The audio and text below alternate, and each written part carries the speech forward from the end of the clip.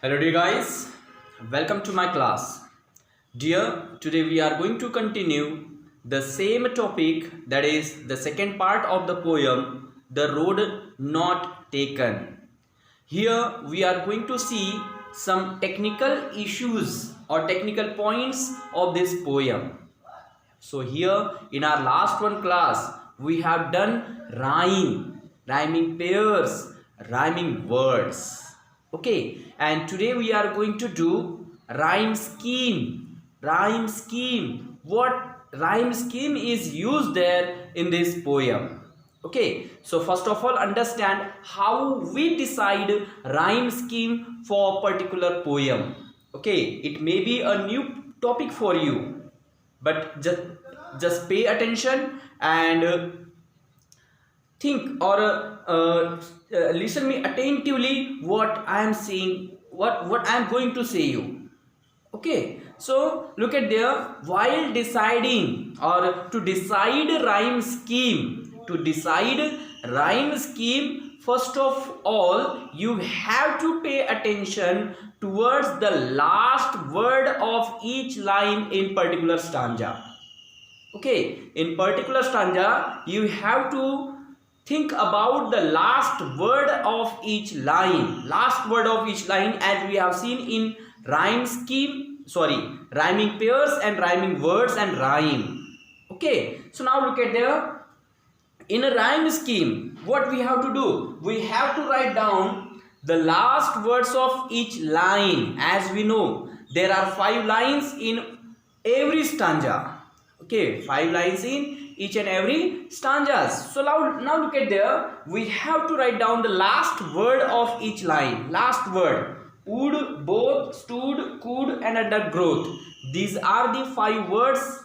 The last 5 words of last 5 lines respectively. Okay, वो पांचों जो लास्ट लाइन मतलब पांचों लाइन्स है उनके लास्ट वर्ड्स हमें सबसे पहले लिख लेना है. And then as we have done in rhyming pair, rhyming words, same here we have to pronounce these words. But here to decide the rhyme scheme, we use alphabets. Okay, alphabets. So alphabets, that means A, B, C, D, E, etc. Okay, we take help of alphabets A, B, C, D. Okay, so here with the help of alphabets, we have to decide rhyme scheme. So now look at there. As here, this one is first one word of that stanza. First one word means the last word of first one line, पहली line का आखिरी word. So just give it a alphabet. Yes, give it a alphabet. Then now pronounce the next one both. And find out whether it is similar to first one sound, or miss the sound of the first one word. Would, both. It does not have similar sound to the previous one. So in this case you have to give it B alphabet. समझ में आ रहा है? सबसे पहले हर एक stanza का जो पहला शब्द मतलब पहली लाइन का जो आखिरी शब्द होता है उसके सामने हमें ए अल्फाबेट लिख देना होता है. Letter on what we have to do, उसके बाद हमें जो दूसरी लाइन का आखिरी वर्ड होता है उसे प्रोनाउंस करना है. Then we have to find out whether it is similar to the first one or not. First one से सिमिलर है? No. Would, both, it is different one. So then give it another alphabet, another one. Okay, next one, A, B, C, D. It must be in sequence, and then pronounce the third one. Stood, the last word of third line. Stood, and again find out whether it is similar to previous ones. Yes, it is similar to would, stood. So as it is similar to the first one, would, so the alphabet that I have given there with the first one, give it same here A. क्यों? क्योंकि would का और stood का pronunciation same है, sound similar है, और sound similar होने की वजह से हमें जो अल्फाबेट यहां दिए है वही अल्फाबेट यहां लगाना है। So A B A. Then again pronounce the next one, it is could could could. So again it is similar, would stood could would stood could. So again give it a alphabet. Why? Because here we have given a alphabet, so a alphabet will be there. Then again pronounce the next one, undergrowth. Undergrowth, is it similar to any other previous ones? You have to find out to which it is similar one. So here undergrowth both, undergrowth both, so here is B, so give it B. So now the rhyme scheme of the first stanza we got. So what is the rhyme scheme of first stanza? A B A A B A B A A B. So this way you have to decide the rhyme scheme of each stanzas. Each stanza, हर एक stanza के इसी प्रकार से हमें rhyme scheme decide करना होता है। Okay, and through the poem the same rhyme scheme is followed, A B A A B A B A A B. Okay, so what is rhyme scheme? Rhyme scheme of the poem, rhyme scheme of the poem is A B A A B. Okay, so this way we have to write down the rhyme scheme of particular poem. Okay, or particular stanza. किसी particular stanza का हमें इस प्रकार से rhyme scheme decide कर, निकाल कर हमें लिखना होता है। Got it? So this is the second one point. First one we have seen rhyme, that is rhyming words or rhyming pairs. The second one poetic device, that is rhyme scheme, that again we have seen. Now the third one topic or third one point that we are going to see. I hope you have got this. Okay, understood? Okay, do write fast. Then we are going to see another one, poetic device. So another one, poetic device. Here as we have seen some figures of speech in our previous classes. Yes, some figures of speech in our previous classes. Okay, we have seen already. So here you have to decide what the figure of speech is used there. So look at the third one, anaphora. Anaphora. Anaphora is used there in this poem. Where, look at there in the first stanza. In the first stanza, the word and. As we have seen, what is anaphora? When a word, a beginning word or phrase or clause, when a word or phrase of a line, when a beginning word or phrase of a line is repeated at the beginning in the next 2 or 3 lines, in the next 2 or 3 lines, जब किसी line के beginning वाले word, जो शुरुआती वाले शब्द हो या कोई फ्रेज हो, वो जब उसके बाद आने वाली लाइंस में रिपीट किए जाते हैं, वो भी बिगिनिंग में, शुरुआत में, so it is called anaphora. It is called anaphora. So look at there in the first stanza. In the first stanza, there and a and d, and this word is repeated in the 3 continuous lines. तीनों continue lines में, consecutive lines में repeat किया गया है. Look at there. And sorry I could not travel both, and be one traveler long I stood and looked down. Look at there. And. This word is repeated there. So this is anaphora. So you can write down there. And word is repeated. And word is repeated. Yes. Repeated in 3 consecutive lines. 3 consecutive lines. And that's why there is anaphora. Okay. Anaphora is there. Then next one, Or is there again another example of anaphora? Look at there, look at there, look at there. No, no, no. Okay. Only one example is there of anaphora. After that, next one is alliteration. Alliteration. Alliteration is also there. Alliteration. What is meaning of alliteration? We have seen already. What is alliteration? Alliteration means when a beginning sound, initial sound of a word. Look at the what am I saying? Initial sound of a word. किसी शब्द का initial sound, beginning sound. When it is repeated in two or more words in the same line. In the same line. Same line में, उसी line में जब कोई beginning sound किसी और वर्ड्स में, दो या दो से ज्यादा शब्दों में रिपीट होता है, so that is called alliteration. That is called alliteration. And look at the in the book examples of alliteration. Is there example of alliteration? Look at there. Because it was grassy and wanted wear. Because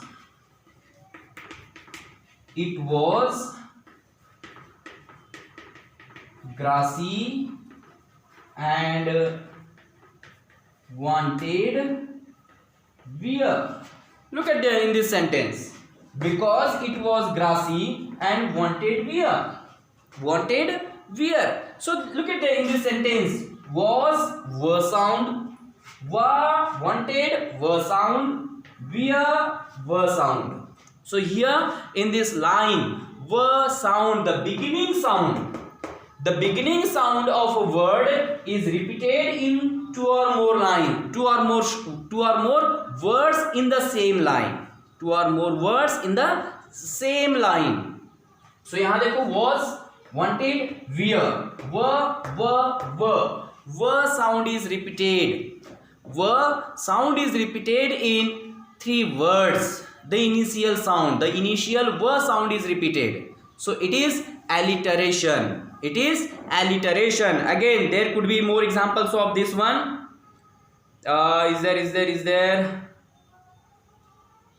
Is there any more examples?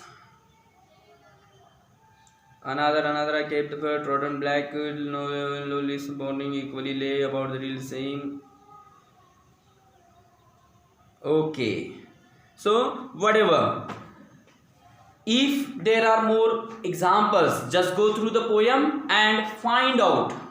Okay, find out the more examples of alliteration.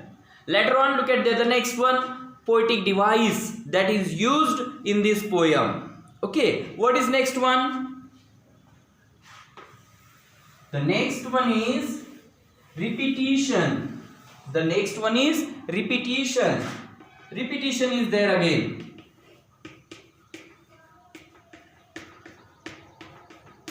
Repetition. Repetition figure of speeches are also there in this poem. Okay, look at the last stanza. In the last stanza, second line.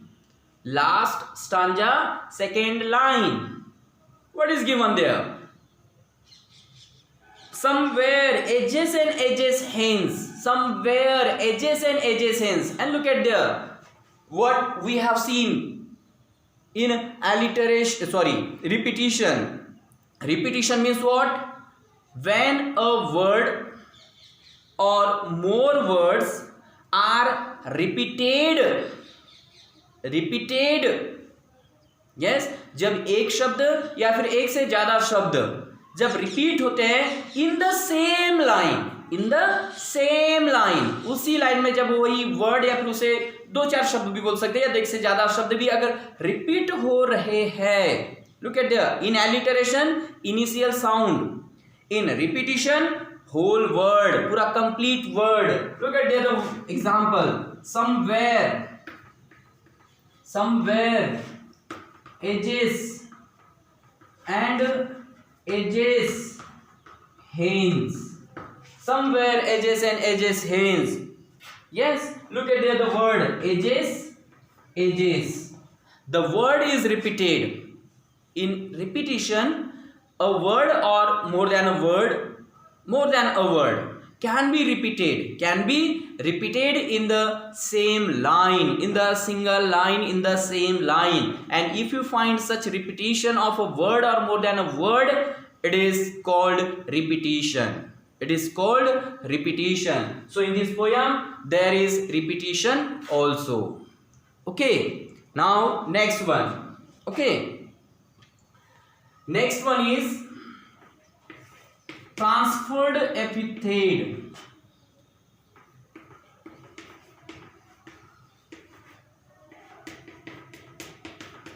Transferred epithet.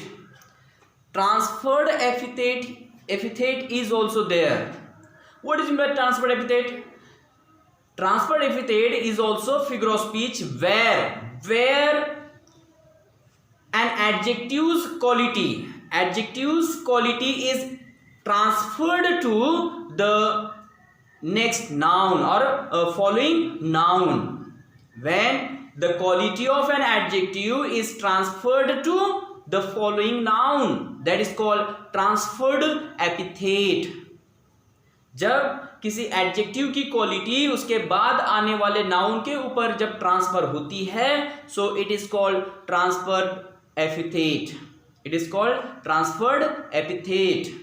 So here the example of this is in the very beginning line of this poem. और इसका transferred epithet का example बिल्कुल beginning line में ही दिया हुआ है. Two roads diverge in a yellow wood. Two roads diverged. Two roads diverged in a yellow wood. In a yellow wood. Okay, look at there in this example. This is noun wood. Yellow, it is an adjective. Yellow is an adjective and wood is a noun. And here the quality of this adjective is transferred. Yes, the quality of this adjective is transferred to the noun wood. वो adjective की quality पूरी noun के ऊपर transfer हो रही है. Would जंगल, लेकिन कौन सा? येलो जंगल, ऑटम सीजन वाला जंगल. Yes, so that's why it is transferred epithet. It is transferred epithet. Got it? So this way, this is again another figure of speech that has been used in this poem. Besides, again there is another figure of speech, that is symbolism. Okay, let's see symbolism. Okay, symbolism is also there.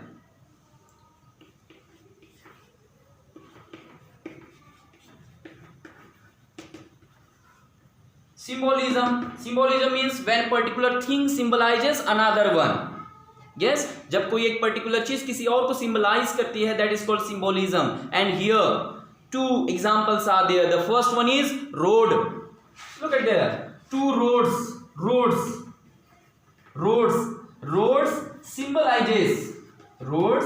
symbolizes the career options of one's life. Road symbolizes career options. Yes, career options or choices we can say. Roads symbolizes career options or what can say the choices. Choices को यहाँ represent कर रहा है या फिर symbolize कर रहा है road. And again wood, yellow wood symbolizes world. Yellow wood symbolizes world. Yes, and if you write down there the yellow wood, so yellow wood symbolizes here the older people or old people. Okay, old people. So this way this poetic device is also used there in this poem. Symbolism. Okay, So this way, these are the poetic devices that are used by the poet in this poem. Got it? I hope you have understood this poem very well. So in our next one class, we will deal with our another one, prose. Okay, another prose, that is the sound of music. So be prepared for that. Okay, so let's see you soon in our next video lecture. Bye bye.